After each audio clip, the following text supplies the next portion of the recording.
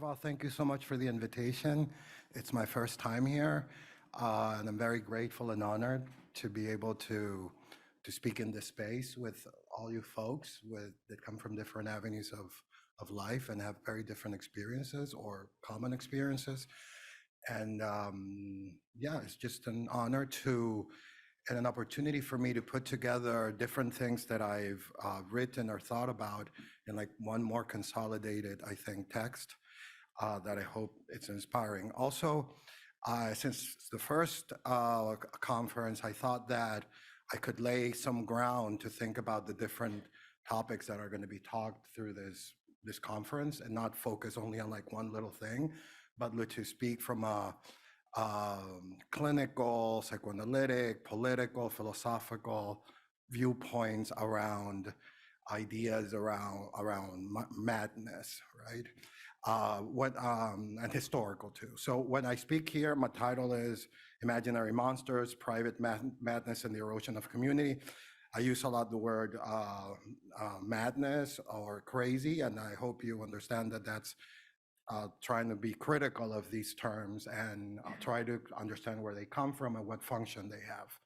Okay, so it's not the way I think or label people who undergo extreme states or other forms of consciousness. So let me start. Human bodies, like money, are administered, especially human bodies that are considered infrahuman or inhuman or parahuman. They are transformed into commodities that undergo diverse forms of exchange, use, and control. They are installed within various forms of economy. They're at once social, political, clinical, legal, and libidinal. Bodies pulsate, vibrate, sweat, move or stay still, contort, yell, cry, fuck, love.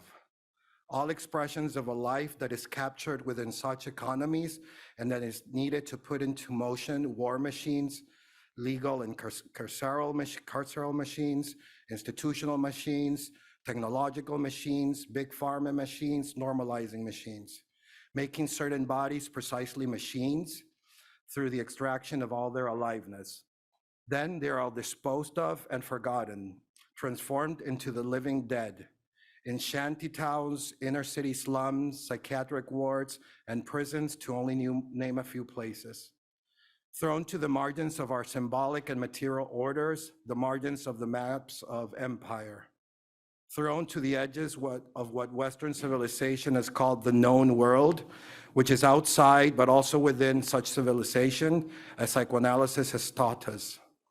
Forcefully surviving in the edges, they become the disposal site of all our waste, both material and symbolic, from literal garbage, toxic waste, and the poverty and death shat by capitalism, to violent projections and projective identifications. The so-called marginals become the receivers of all that is unwanted by the structuring order, the status quo, the normal. I'm not hypersexual or hyperviolent, Black people are. I'm not a stranger, BIPOC immigrants are. I'm not inhabited by multiple worlds and realities that I know nothing of, crazy people are. I hope you see that this economy or logic of expulsion is a vile way of justifying a reductive and violent self-definition, an I versus them, a set of hegemonic identities that perversely reproduce the oppressive systems that sustain them. This unconscious process pertains to the order of affects and fantasies, but also material reality, all intertwined to create an order that makes itself the site of the pure, the good, the norm, by putting a patch over anything and anybody that is registered as different, hence dangerous. It has a fetishistic structure of disavowal, of registration and repudiation of difference. The other functions as the depositary of an expulsion that is needed to create a pure, transparent identity, individual or collective, that cannot recognize its own overwhelming and excessive desires, and therefore places it in the borderlands, in the border people, in the shape of an objection, in the monsters. or so-called monsters. That's why monsters are so scary. The normalizing order makes them the reflective mirrors that reflect back our own objection and perversion and sadistic and death-driven attempts at defining ourselves, therefore them. Richard Kearney says, ever since early Western thought equated the good with notions of self-identity and sameness, the experience of evil has often been linked with notions of exteriority. Almost invariably, otherness was considered in terms of an estrangement which contaminates the pure unity of the soul. My next part is called I Think, Therefore I Am, or Conquering the Monsters. In the 17th century, the French philosopher René Descartes, who we might all know, wrote the famous words that we've all heard, I think, therefore I am. These words articulate the subject of European modernity and the new science, a subject that derivates its existence from its thinking activity associated with the faculty of reason taken to be universal. It is a subject that finds its foundation within itself, within its internal private activity. Argentinian-Mexican philosopher Enrique Dussel says that the ego cogito, or the I think, as foundation of the modern subject, the subject of science, of the universal knowledge, is inseparable from the ego conquiro, or the I conquer, the subject of colonial impulse and empire. It is only upon the so-called discovery of the so-called America that Europe constitutes itself as the place of the universal, the model of the human, the peak of a one history civilization. It is in contrast with and control of non-white others and savage or wild otherness that the white Eurocentric subject anoints itself as the subject of history and the universal and of reason. Alan Weiss says that monsters are characterized by indetermination, categorical ambiguity, like we can't categorize them, material incompleteness, something lacking in them, even materially.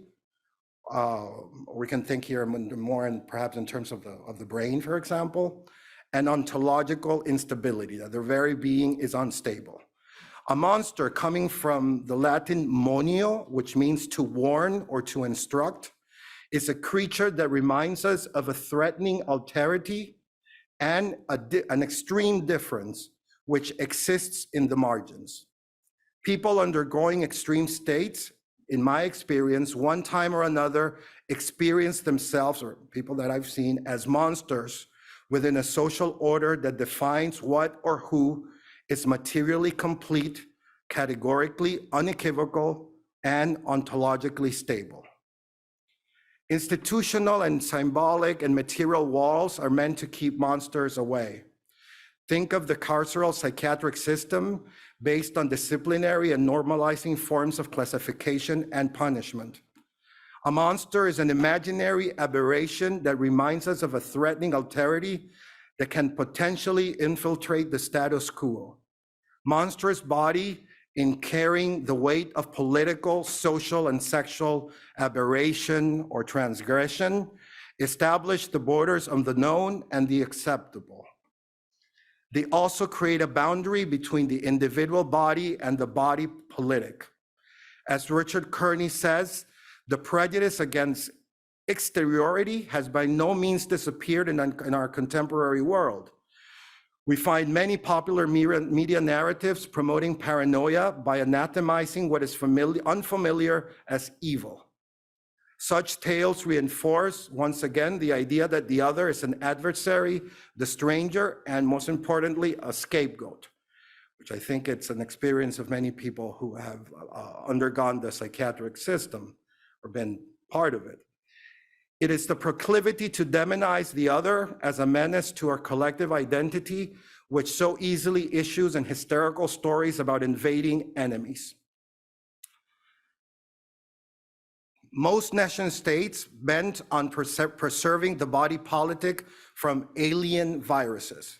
For example, think of Jewish people thought of as under Nazi Germany as rats infesting the body politic, savages menacing the integrity of savages, menacing the integrity of the Jewish state or the Palestinian savages, etc.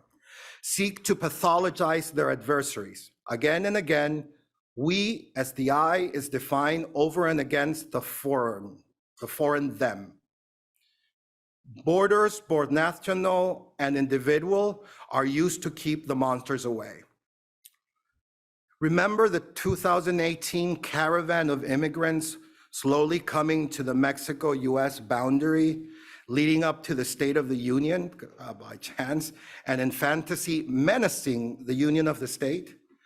As one journalist said in an article aptly entitled, "Trump's caravan is an imaginary monster," as most monsters are, fabricated by the far right. He says, the word caravan carries with it a kind of threat of itinerant wanderers moving as a pack, looking for land to steal for themselves. It conjures wide European fears of gypsies and other invaders, and is bolstered by Trump's repeated characterizations of immigrants as criminals, rapists, and gang members. He also called it bad hombres, bad. It's also, again, the side of the bad or of evil. Trump then talked about a danger of infestation, recasting the same by a political language, Nazi propaganda, such as in the infamous documentary, The Eternal Jew, put forward against the Jewish people, as I said before, as rats infesting the social and political body. The outside of the walls is the place or non-place that people undergoing extreme states, such as psychosis, for example, are forced to inhabit as instructive specimens. Remember, for example, indigenous people and Black people brought to Europe, as like a form of like entertainment to show like these new forms of monstrosity people, or even mad people taken in different spaces of entertainment, such as caravans and carnivals, to show, again, it's an instructive specimen of what we are not, or what we, to define ourselves in contrast to what we are not or should not be. Everything and everyone that is granted legal entrance into the maps of intelligibility, national and symbolic, within the status quo must first be converted. Thinking here about conversion therapies, but I think that also therapies in psychiatric wards are also conversion therapies, and I don't think people think of them in those terms enough. It's been thought more in terms of sexual identity. The entrance, this was the function of the first missionaries and the whole colonial structure, forcefully mapped onto the so-called New World, and that we still suffer from. The entrance within the walls requires conversion. So conversion involves a converting side and a side to be converted. That is, it involves an encounter or clash between, to put it simply, an I versus another. The converter is interested in changing the other's mind, thought, and behavior.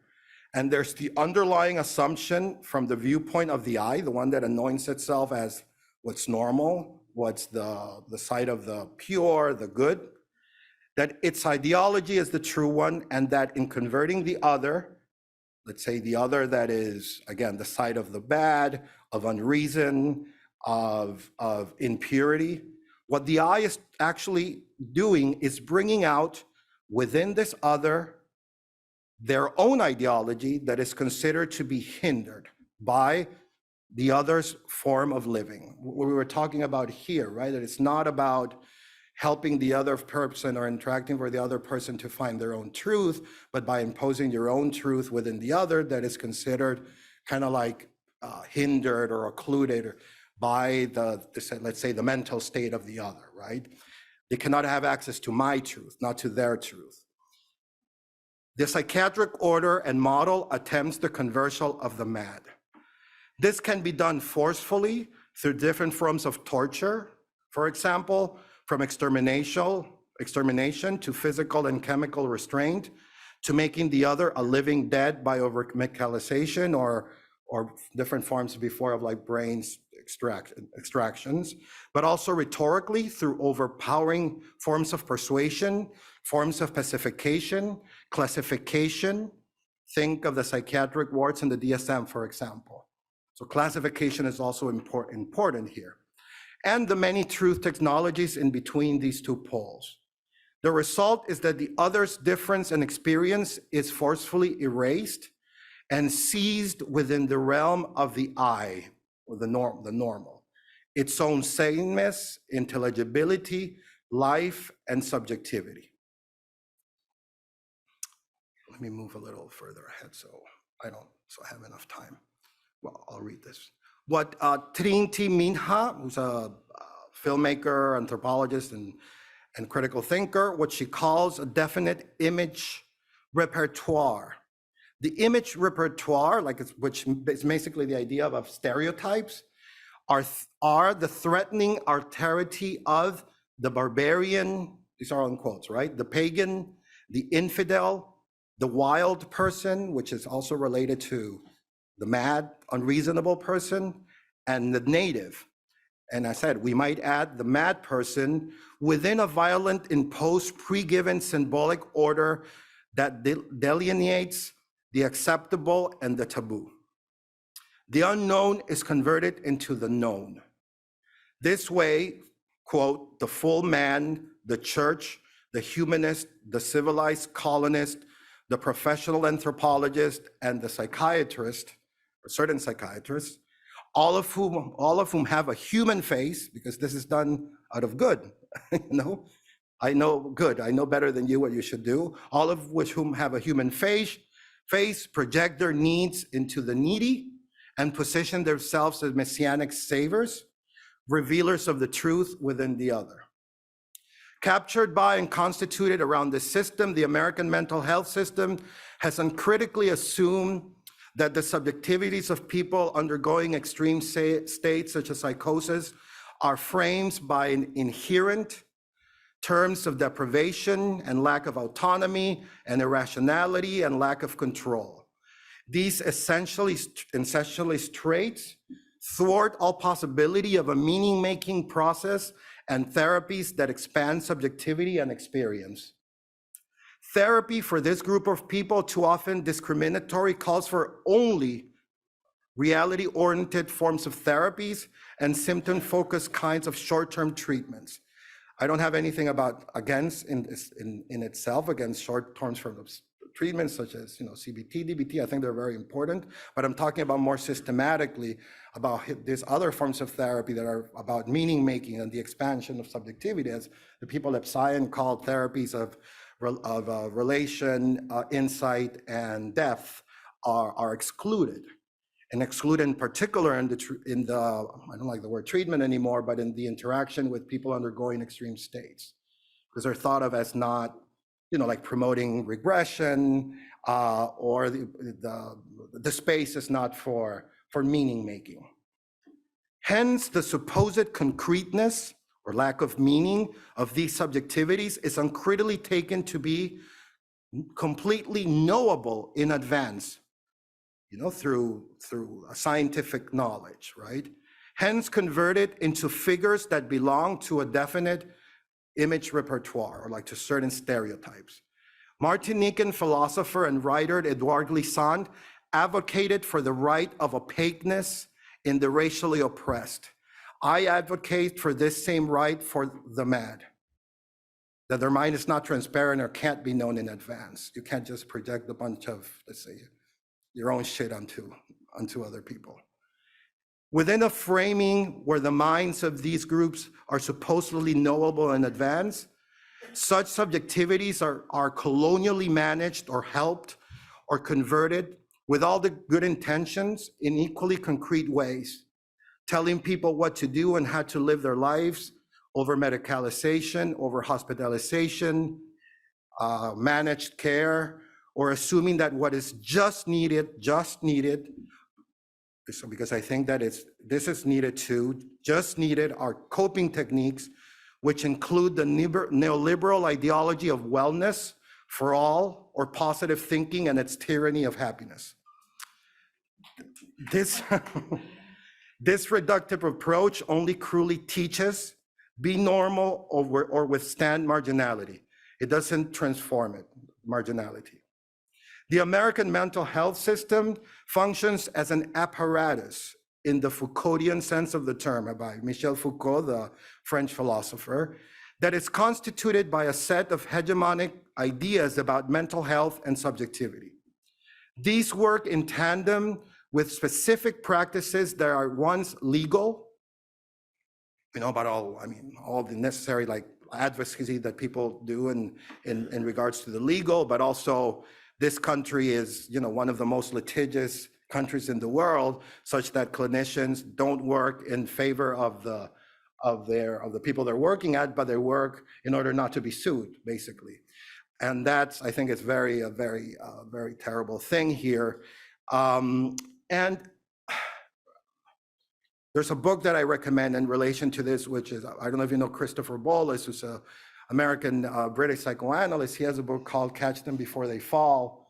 And he talks about how to work with people, and he calls them having breakdowns, but we could also relate them to people undergoing extreme states, and how he takes chances of seeing people sometimes 5 times a week, sometimes 2 or 3 times a day.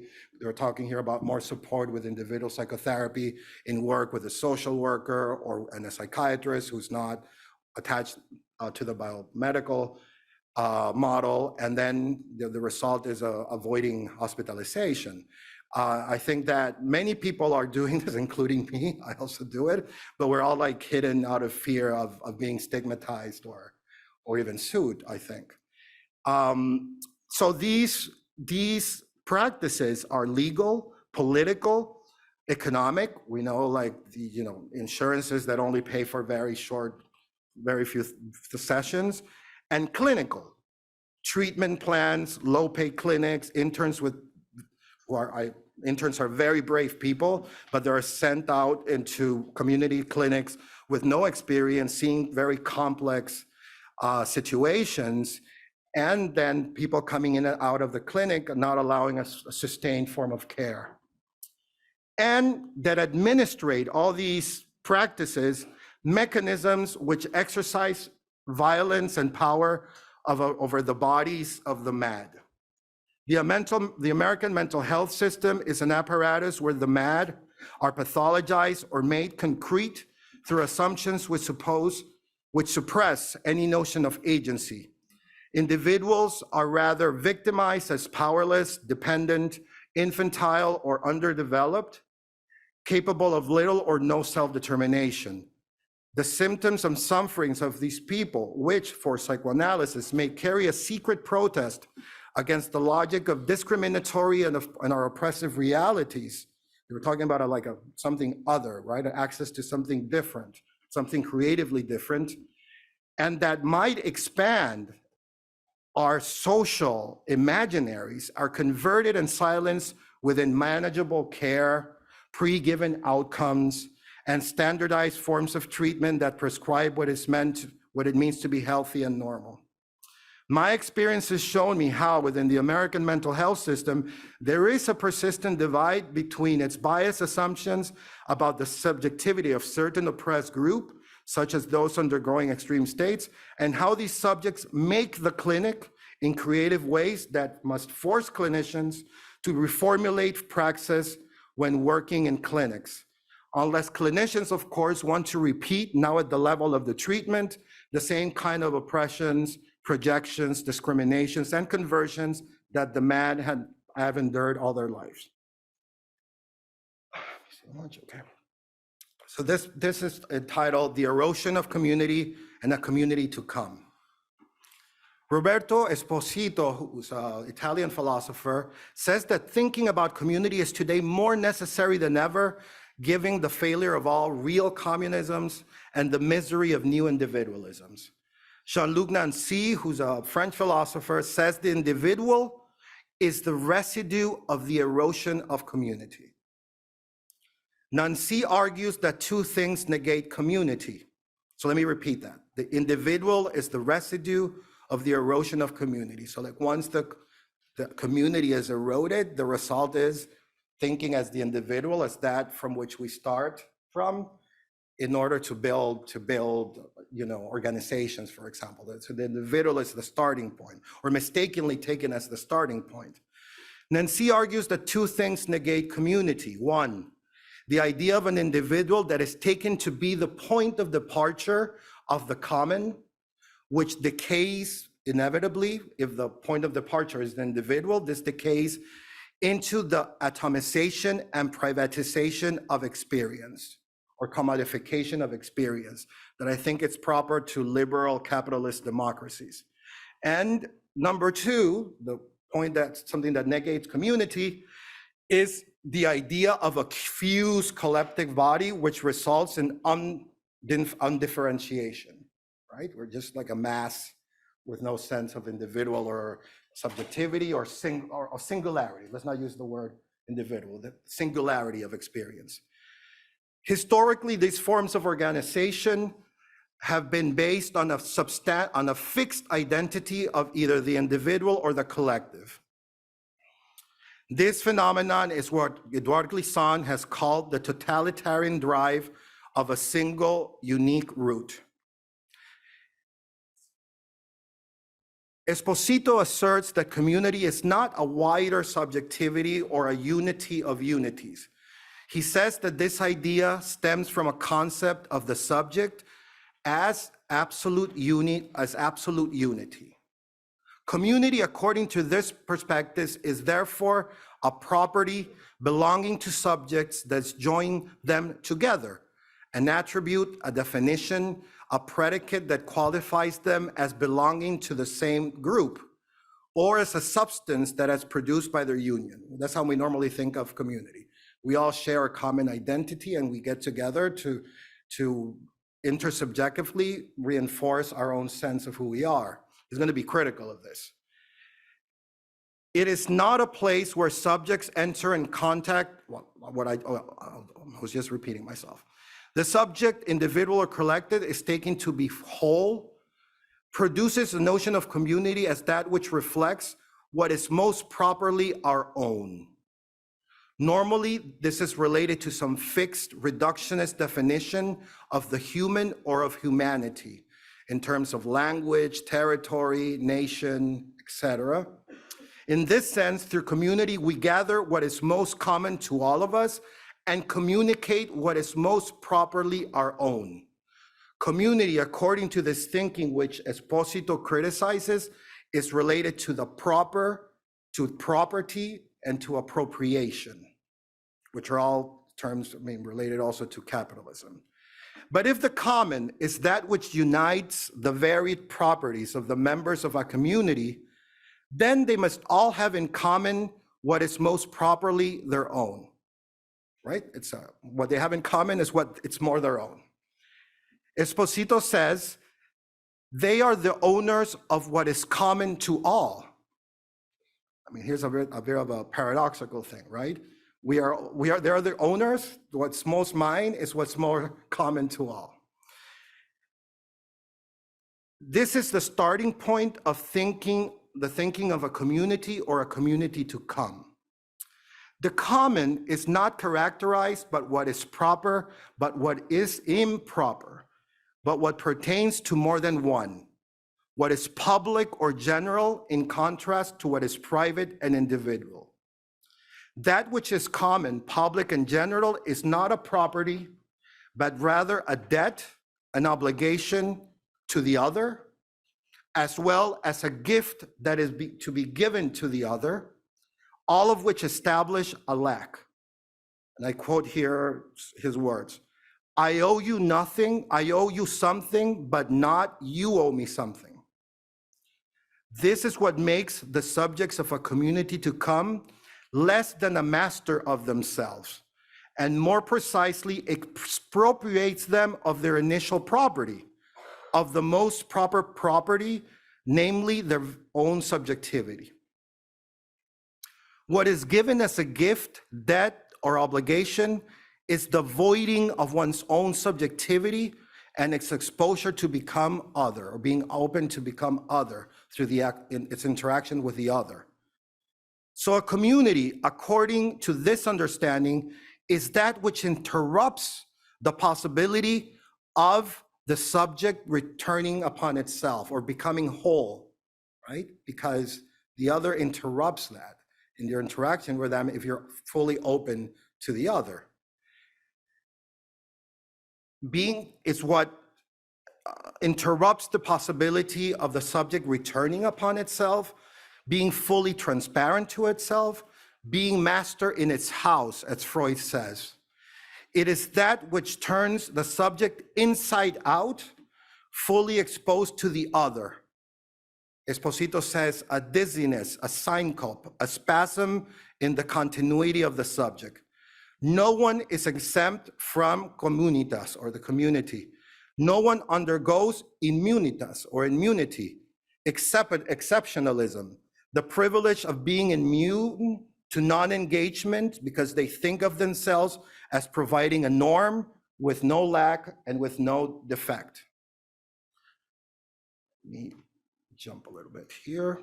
It does not escape me that there might be a relationship between the impropriety of a community to come and the impropriety of the subject of psychoanalysis, the unconscious, which makes you not master in your own house, that otherness within us that comes from others, from having been named by the other originally.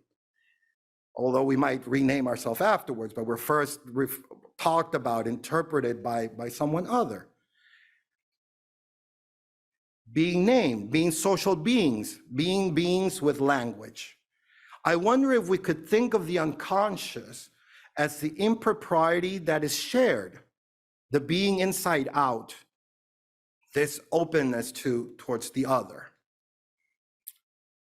That is what we all share. You see, not being masters in our house. And that's something that we share. Let's call it the mad and the non-mad.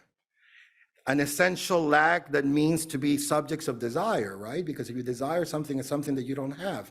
That's a commonality, that's a shared experience. A lack of completeness, or only having fantasies of completeness. So let me jump ahead. A community to come is multiply rooted and multilingual in the sense that speaks different kinds of languages, not only national languages, but languages in the broader sense. It's Glissant says, is a rhizome of multiple relationships with the other, which bases community on, he says, a poetics of relation, where we learn from different modes of poetically inhabiting the world, in the words of the poet Hölderlin. A community drinks from the poetic source of multilingualism, from the poetic source of all the different languages that we speak. All our different imaginations, our ways of being creative. It confronts the discourse of a single root with the poetic praxis of the multiply rooted mangrove. Have you seen mangroves? They're like multiply rooted and all open and connected. In this sense, it is a critique of capitalism, colonialism, and its legacies,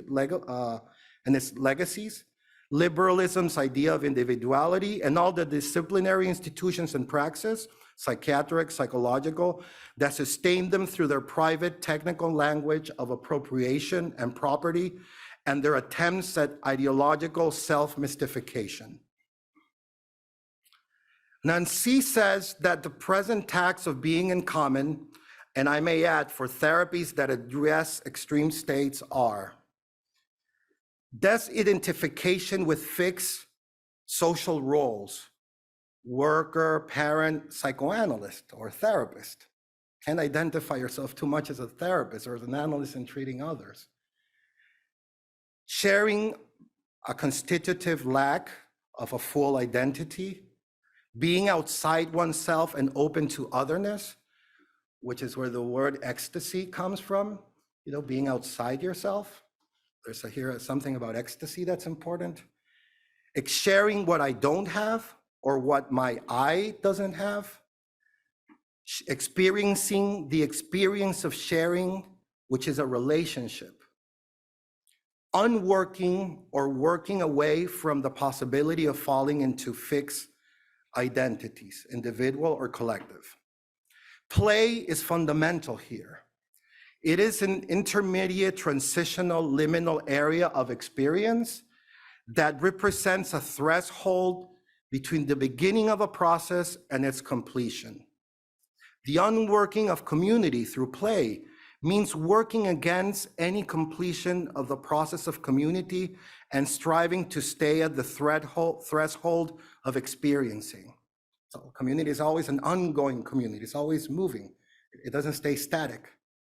I think that's something to think about when working in community, let's say health centers, for example, where it can't become something static, I think. Winnicott says that play is a third area of experiencing where inside and outside become indistinguishable or irrelevant. It is a way of being outside oneself, a state of ecstasy. Just look at a child playing. This is called a context for the psychiatric model and its fantasy of privacy. I have like 1 hour and 15 minutes, or I'll try to make it an hour, right? Okay, I'm always worried about time. Many American forms of therapy, including certain forms of institutionalized psychoanalysis, have both a privatized model of subjectivity and of its own praxis. The two are intimately intertwined. The model of the private property, that the limits of my mind, which I am or should be supposedly in full possession of, are where my body is, right? As well as that of psychic suffering having its source only on inner issues, go hand in hand. So the model of the private property, like my mind is where I am. I mean, what we normally think that my mind is where my brain is, right? That idea, and then it's absolutely private to me. That idea, right, as the model of the mind based on the model of the brain being inside that nobody can look at, is one with understanding the suffering of people having only their source on something inner as well, right, on something private. There is no need for the other and no need to attend to the other's subjective experience in relation to mine, if it's always inside and private, like the brain. Subjectivity is isolated, alone, and must deal with the meaning of its sufferings alone too. Here's an evocative image to express this that came to mind. In Rabe's novel, Baron Munchausen, I don't know if you read the book or seen the movie, the Baron Munchausen, pulls himself and his horse out of a swamp by his own ponytail. So he's in the swamp and he's, it's like he's on his horse and he pulls himself out like that, right? Which is an impossibility, right? This can be seen as the fantasy of the mind conceived as a private entity being able to live itself out of self-ignorance, and we might add unreasoned, into pure clarity without the need of the other.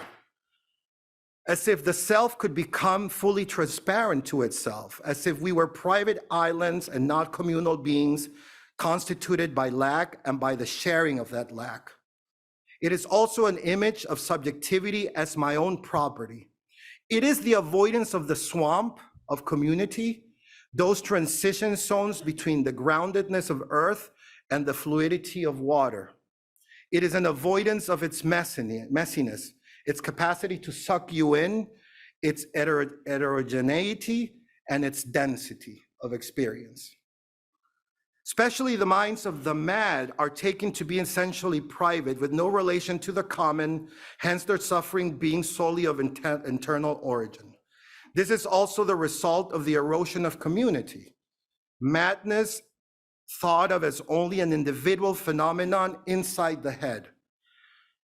The source of psychic suffering is therefore assigned solely to the individual, without leaving outside the frame any understanding of and listening to its socio-political and historical one.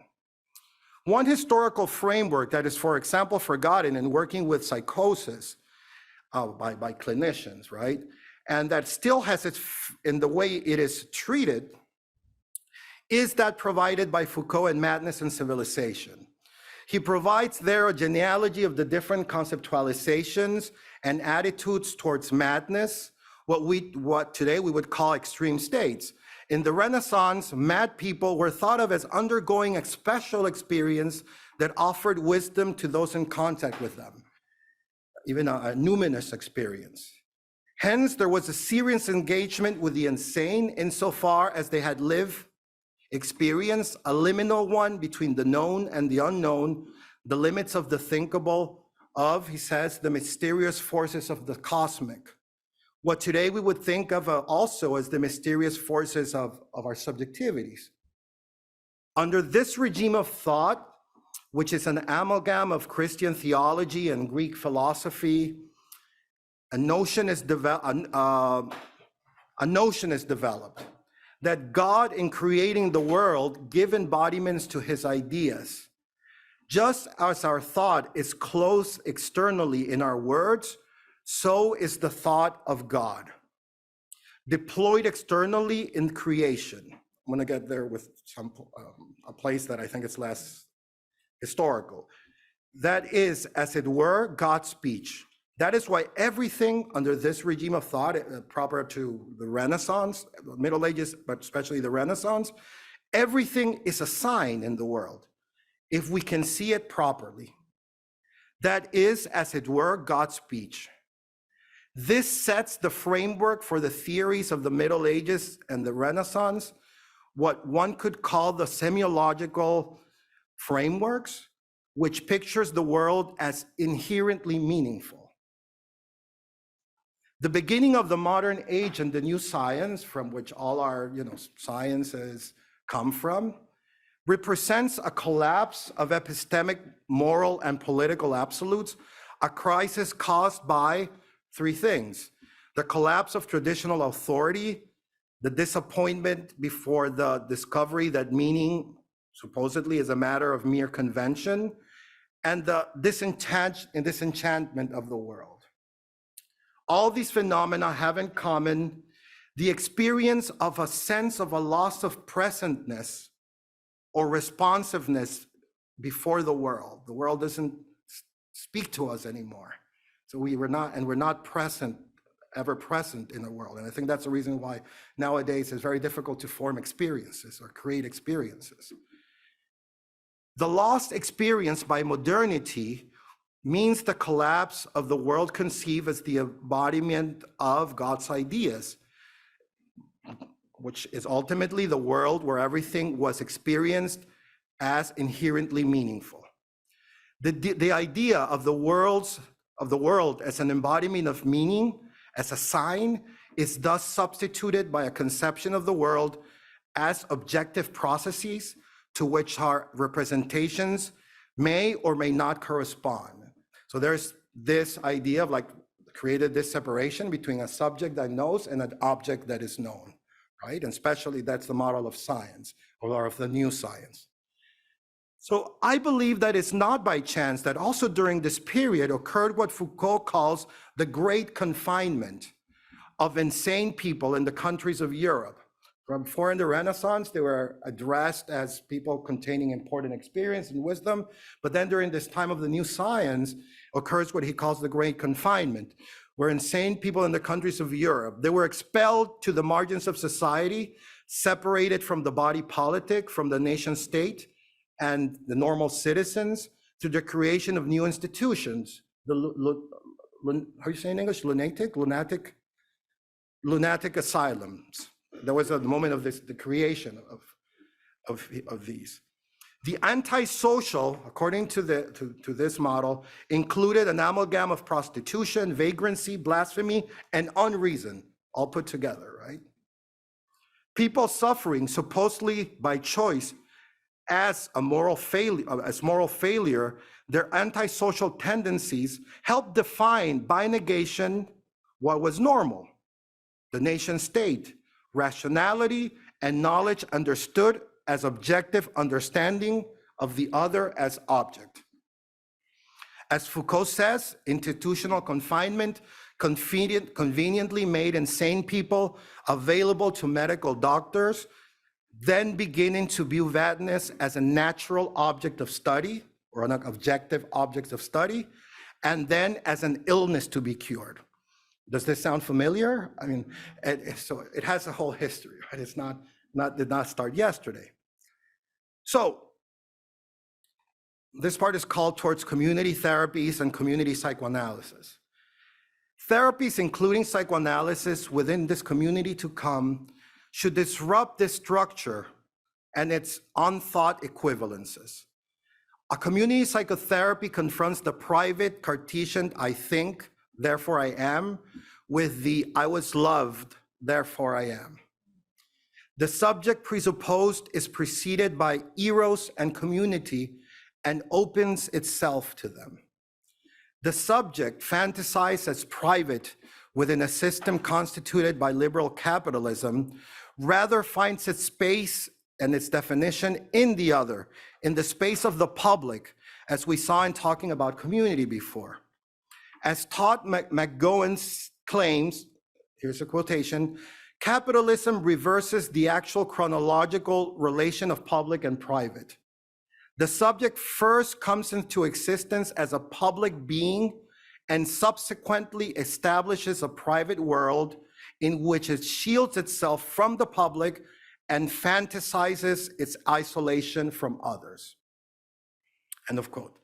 This is true of all subjects, let's say the mad and non-mad. Eros is a force that binds us publicly together. We cannot forget that the subject is a mournful being constituted by something that comes before it, constituted through the loss and lack implied in having been loved or not loved, and loving or not loving back. For community psychotherapies, and in particular psychoanalysis, there is an unconscious relationality between the mind and the world. There is an intimate link between the social historical dimension of the world and the internal dimension of subjectivity. The configuration of such relationality, always singularly crystallized in each person differently, manifests itself both in speech and action, where the psychosocial space of a community within the community psychosocial space of a community psychotherapeutic setting.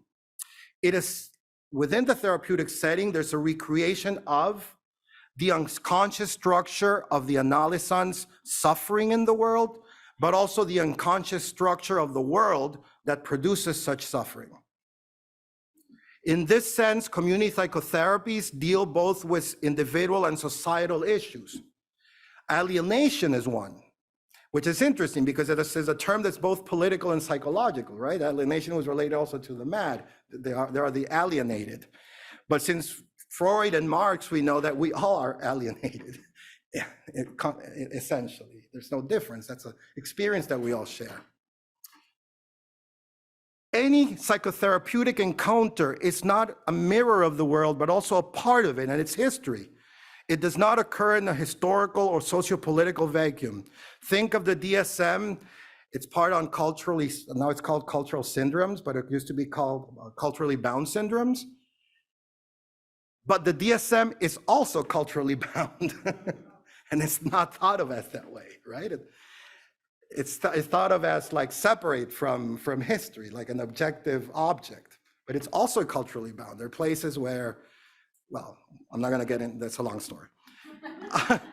But it is culturally bound, let's say within American society, American psychiatric system, et cetera, et cetera, et cetera, American ideas about the social, community, et cetera, right? This remains the unthought of many therapists, psychologists, and psychiatrists who are too anxious to talk about it because it might undermine their power as doctors or their positions and the ones who are supposed to know, and know others, such as the mad, as objects which provides to them an unallied sense of narcissistic power and self-inflation. A friend and colleague once told me that given all the crises we live in, social, COVID, poverty, homelessness, climate change, racism, colonialism, transphobia, misogyny, xenophobia, homophobia, pauperphobia, which is phobia of poverty, phobia of the mad, wars, etc., which are both natural and man-made catastrophes, and the dramatic impact that this has on our lives, within a world where there's a paucity of senses of togetherness and a common social project that gives meaning to our lives, we need a new term and a new form of understanding for non-repressed, non-neurotic, non-pathological suffering that has at its source the socioeconomic and the historical and the environmental. He told me that we should maybe call this a psychotic structure that we all share. Suffering, not a psychotic structure in the sense that one is isolated from the social bond, alienated, uprooted. This is what Fanon called sociogeny. In talking about racism, I mean that the sole source of suffering is society. In talking about racism, but we could extend it to people stigmatized for being mad. Also the ways in which the black socially becomes a phobic object, he talks about. There's a fantasy of negrophobia, he calls it. And we might add a phobia of madness too, fear of madness. This reminds me of Willie Apollon's, probably know him, this Lacanian analyst, has the clinic in Quebec, saying that the question should not be how a person becomes psychotic, but rather why aren't we all psychotic? Psychosis has much to tell us about the experience of rupture, of crisis, precisely in the world, in the relation to a world that is deeply traumatic, broken, and that is yet and almost the attempt of the people undergoing psychosis, an attempt at providing some healing structure to such rupture, which, though terrifying at times, teaches also about the deeper terrors produced by the environment and that produces voices or visions that are meant to heal. As in the Renaissance, there should be a radical openness to madness as a limited experience, I mean nowadays, right? Which teaches us about the human experience more broadly under conditions of loss, some trauma and suffering as a source of wisdom.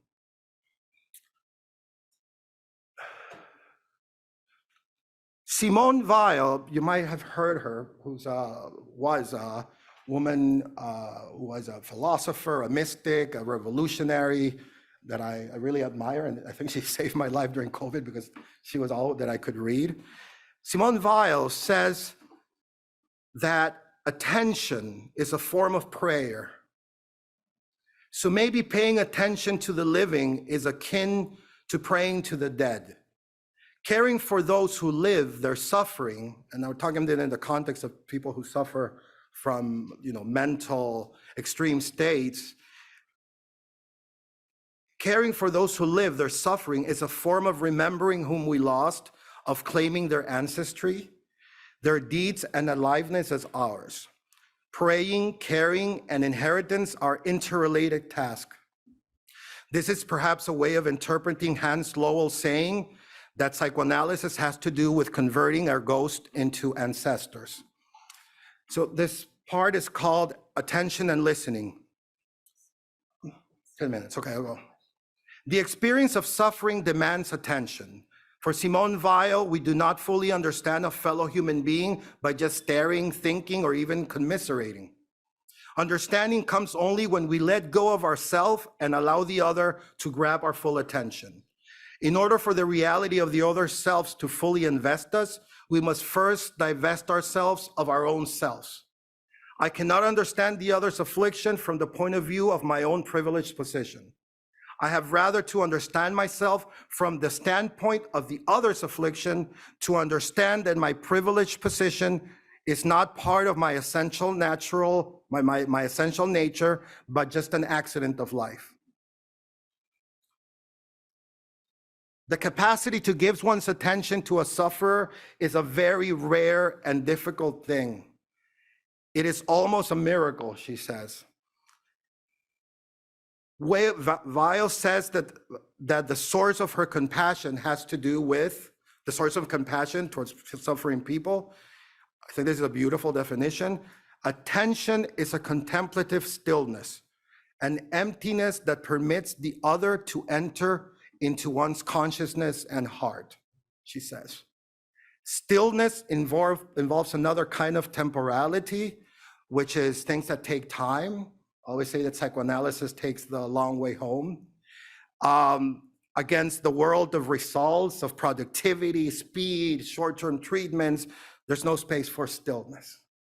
Like psychoanalysis, attention takes the long way home. Attention is a form of hospitality, of letting the stranger in. But let's not forget that the host of hospitality is related to the host of diseases, the one to be possessed by the foreign. If we are afraid of being the host of the other's strangeness, of feeling that it will infect us, like in the case of madness, then we cannot be real hosts within the house of our own souls and hearts. Attention is also a form of faith. St. Paul says, faith is the evidence of things not seen. Seeing like the therapist can't see what the people who seeing things sees, but it's a form of faith. That we must have faith in our patients' voices and visions, in the truth contained within them. Attention taken in its highest degree is the same thing as prayer. It presupposes faith and love. Absolutely unmixed attention is prayer. So I have to move on because I have a few minutes. So let me see if I can read this. Okay, so I have much more to say, but I'll just jump ahead. So I'll go to there's a whole part on play and the importance of playing, right? And of creativity without the process, that you can't be a therapist working with people undergoing extreme states if you're not willing to be creative and open to the logic of primary processes, where the logic of the unconscious that comes more to the fore when people who are undergoing extreme states. So we have to join them in this completely different logic unrelated to full rationality, and explore it, also be willing to explore it within ourselves as well. And not a lot of people can let themselves clinicians allow themselves to be in that position. It's like it can be very scary. It can be very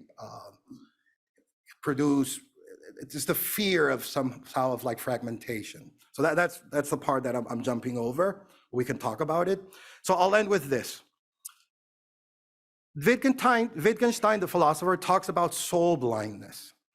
The idea is that if it makes sense to talk about seeing human beings as human beings, then it makes sense to imagine that a human being may lack the capacity to see a being as a human being. Thus, it makes sense to talk about soul blindness. Think about slave owners who abused Black people and pathologized them with drapetomania when they escaped.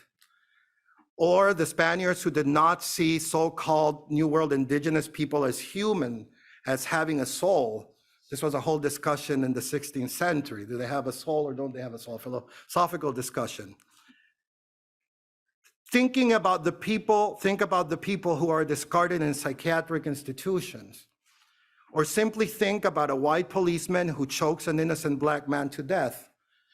So when before the other, our eyes are merely used to perceive the other as an external object, as a thing, in isolation of the other person's capacity to weep,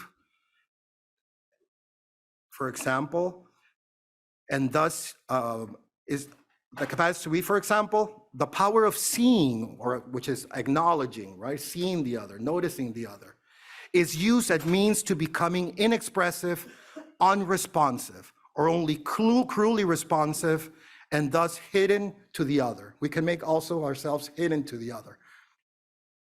Better explained, the literal embodied powers of the eyes to acknowledge otherness is inseparable from our capacity to respond to such otherness in its own different terms from the perspective of the otherness that we also are.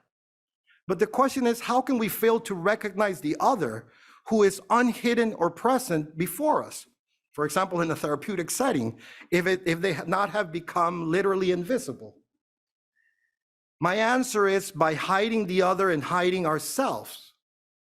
Because when the other calls out for my response, Only in actually responding, in doing or revealing something about myself, thus acknowledging the state of my relation to the other, do I recognize the other.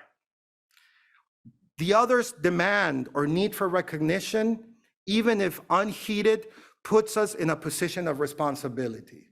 I think that's part of the ethics of psychoanalysis and of therapies. I'll end here. I'm ending. As I said before, one way of invisibilizing the otherness of the other, of not recognizing them, is by forcefully erasing their unique subjective experiences, by making one more case of a classification a la DSM, by reducing it to a carcelary parameters. So I end the talk by proposing some alternatives to it, to the DSM. Based on my own lived experience as analyst, which tries to capture the singularity of each person we see. And this is based on my own practice. So this is an alternative classification to the DSM. People who float inside their body. People who wish they could kiss their own lips. People who think that love is a form of vengeance. People who think that everything is their fault except their fault. People who cannibalize their own flesh. People who assume the heart must be a bubble. People whose mind feels like listening to a recording of their own voice. People who go all the way up just to be able to go all the way down. People who feel trapped out in the open. People who cross to the other side and then burn their feet. People who cry behind the screen of a face that is not their own. People who hide inside the cracks of a dream. People who are haunted by their body. People who wish to carry themselves. People who become vessels of silence. People who wait for the turn to be the loneliest. People who think that they can see the world from outside of it. People who fear that they're going to fall off the world. People who think that their mind and body are two kingdoms in perpetual war. People who feel trapped inside their body or in their mind or in their words. People who use their words to catapult themselves out of the world or that bury themselves with words. People who believe they generated themselves or gave birth to themselves. People who left for something and never found their way back. People who have always been in constant motion such that they have no still point from which to know that they have been in constant motion. And people who feel they are infinitely still.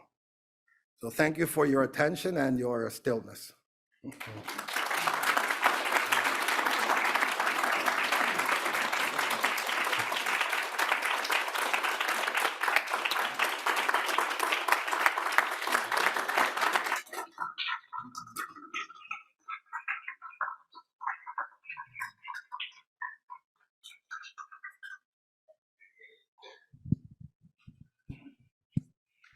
So we don't have much time for questions. Maybe we'll take just a few minutes now. There was one that came over the internet, but maybe 10 minutes, and then over lunch we can all descend on Carlos. Sorry it took long. So we're going out? So why don't we take two from here and then these?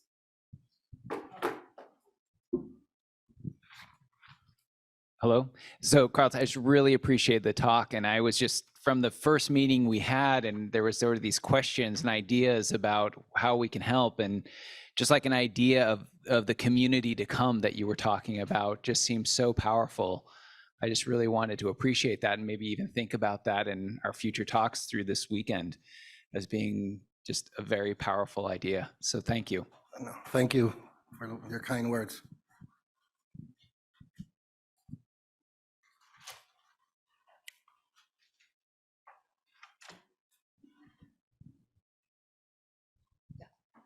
Thank you. I was just musing on something that you said earlier in the talk about where we are, where our minds are, not in the brain, but in our presence. And I don't know. This is my first time to Sacramento, and I thought I would would ask the crowd maybe if they know. If they could give a context for the Sacramento. experience that we're going to have. I felt that you mentioned a lot of religious themes and sort of in critiquey, but not necessarily. And I wondered about the history of, I don't know, Christian missionaries here and whatnot. I just don't know. And that's my ignorance, but we are going to be spending time here together.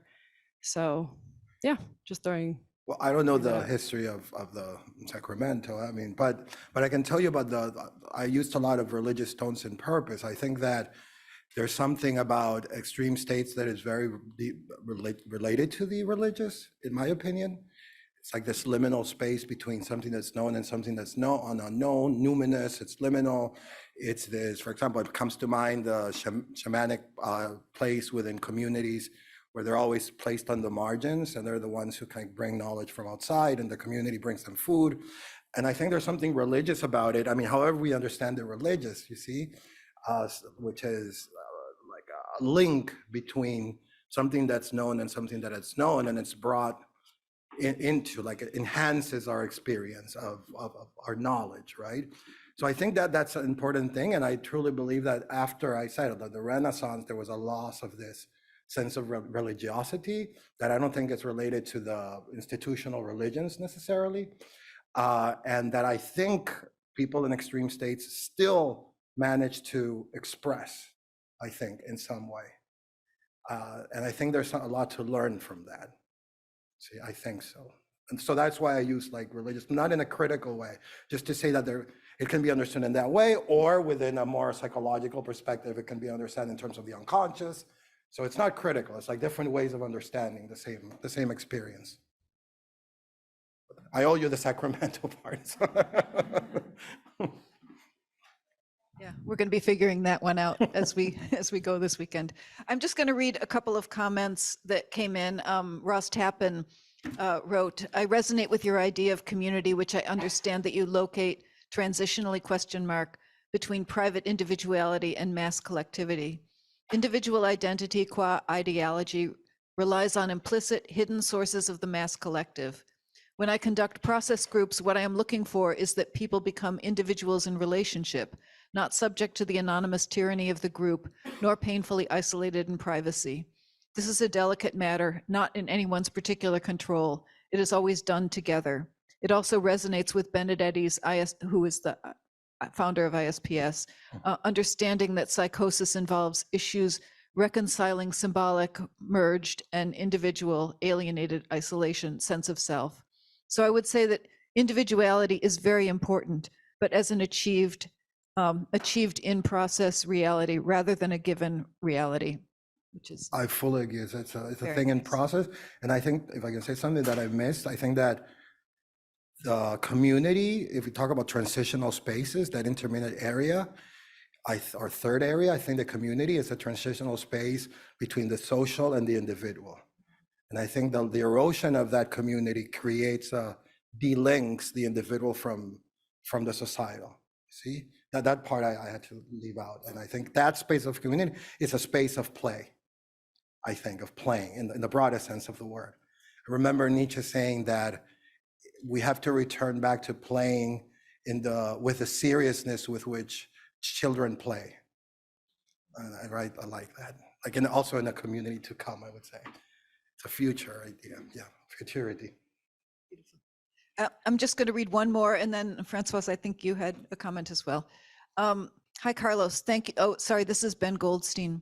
Hi, Carlos. Thank you so much for your talk. I found it to be very powerful. I had a question about honoring the opacity of madness.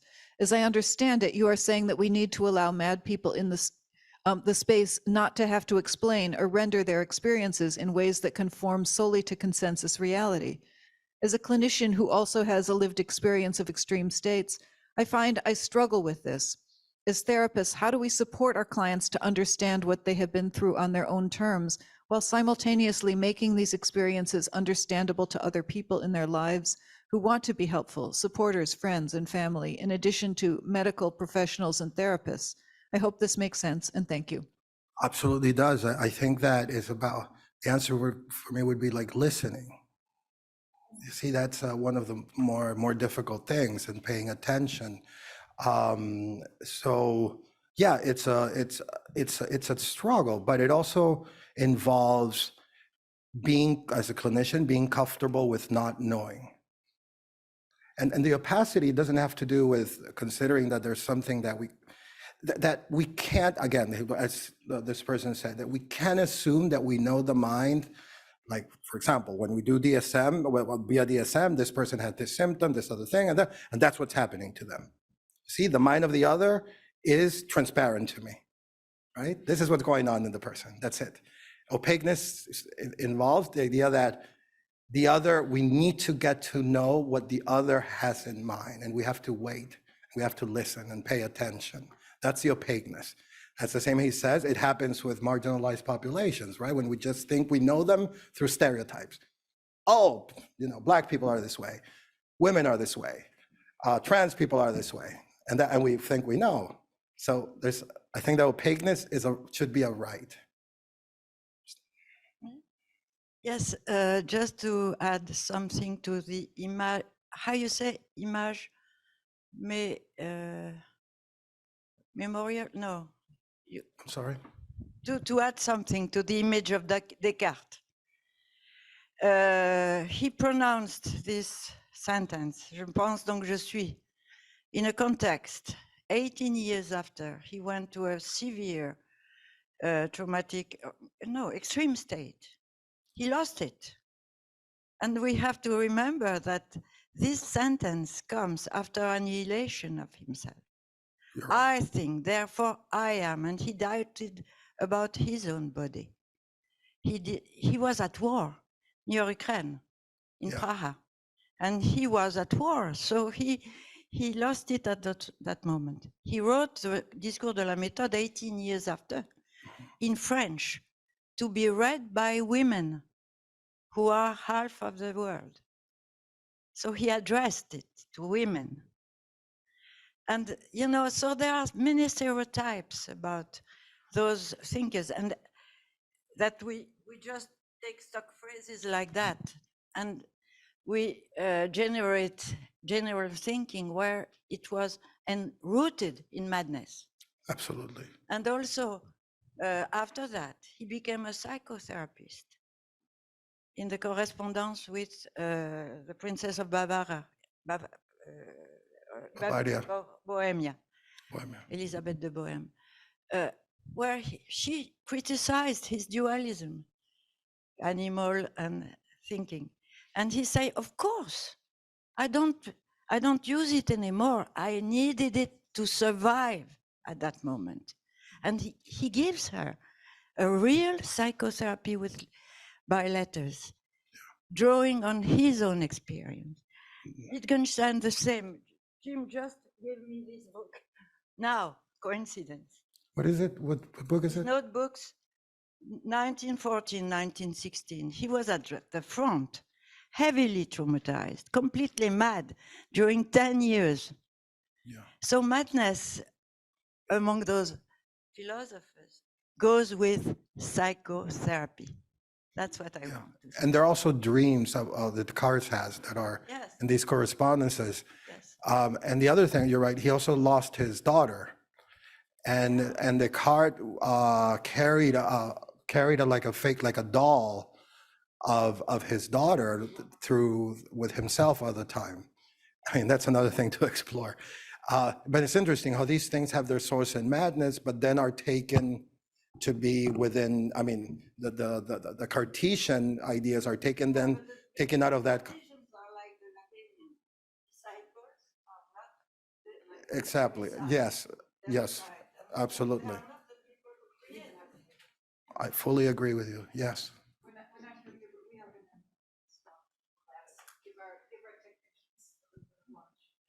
Okay. Thank you so much. No, thank you for listening.